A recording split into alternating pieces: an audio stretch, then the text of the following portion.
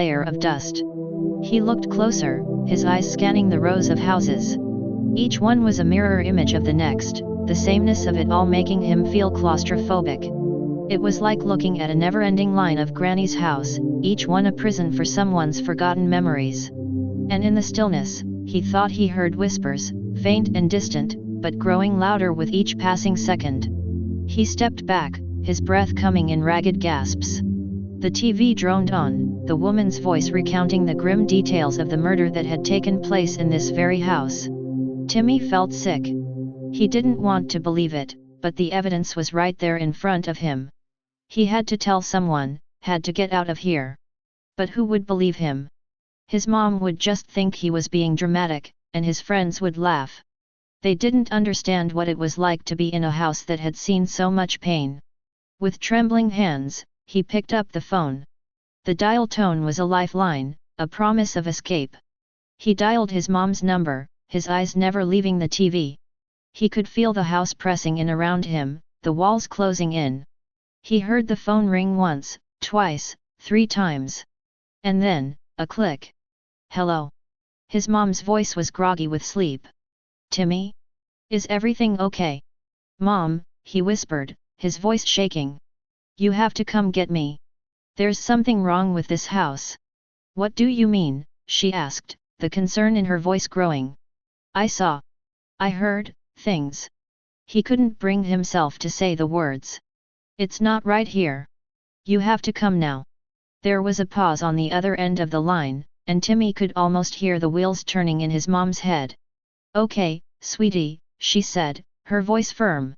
I'll be there as soon as I can. Timmy hung up the phone, the weight of the world lifting from his shoulders. He wasn't alone anymore. His mom was coming. He just had to wait. He curled up on the couch, his flashlight casting a weak circle of light in the darkness. The TV played on, the documentary now showing a reenactment of the murder. The actors' faces were a blur, but he could see the fear in their eyes. The house was still, the only movement the shadows playing across the floor. The clock ticked away the minutes, each one feeling like an eternity. Timmy's thoughts raced, his imagination conjuring up all sorts of horrors. What if the murderer was still here? What if they had never left? He shivered, hugging the blanket tighter around him. He had to keep his mind occupied, had to keep the fear at bay. He thought of the toys upstairs, the way they had come to life in his nightmare. They were just plastic, just objects. They couldn't hurt him. But as he stared into the darkness, he couldn't shake the feeling that something was watching him, something that didn't belong in this world of dust and memories. Something that had been waiting for a long, long time. The sound of tires on gravel broke the silence, and Timmy jumped up from the couch. He peered through the peephole, his heart racing. It was his mom, her car's headlights casting a soft glow on the porch. He threw the door open, the cold night air rushing in. But instead of his mother's worried face, he saw a man in a fedora, his eyes sunken into deep sockets, his skin the color of dust. Jimmy, the man croaked, his voice a parody of human speech.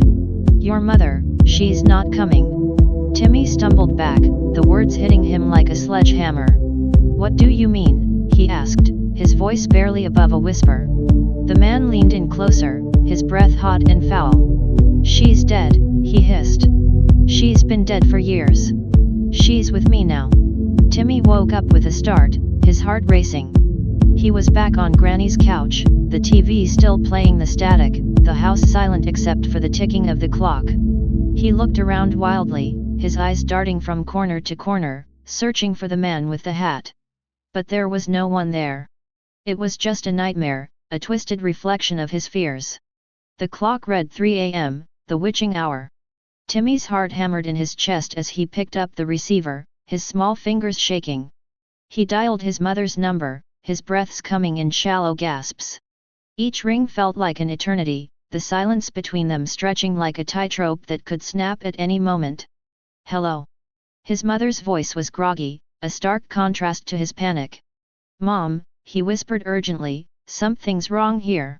I had the worst dream. You need to come get me.